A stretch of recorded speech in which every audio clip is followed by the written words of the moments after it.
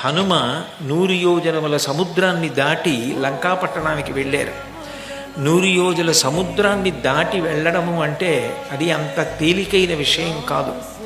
ఆయన ఎంత కష్టపడితే, ఎంత స్వార్థత్యాగం చేస్తే, గుక్కెడు మంచినీళ్లు తాగారని కానీ, ఒక పండు తిన్నారని కానీ, లేదా వండిన పదార్థం ఏదైనా అన్నం కానీ, కూర కానీ, పచ్చడి కానీ తిన్నారని కానీ రామాయణంలో కనపడదు. అంత కష్టపడి వెతకడమే ప్రయోజనంగా, సీతమ్మ దర్శనమే ప్రయోజనంగా ఆయన కష్టపడి వెతికితే ఆయనకి సీతమ్మ దర్శనమైంది. ఇవాళ మీరు ఎక్కడికి వెళ్ళండి, రహదారుల పక్కన హనుమ యొక్క మూర్తులు కనపడతాయి. ఆయన అంత గౌరవాన్ని పొందారు అంటే అంత కష్టపడ్డారు కాబట్టి. హనుమ ఎప్పుడూ విశ్రాంతి తీసుకోరు, ఎప్పుడూ ఇతరుల కొరకు కష్టపడుతూ ఉండడమే.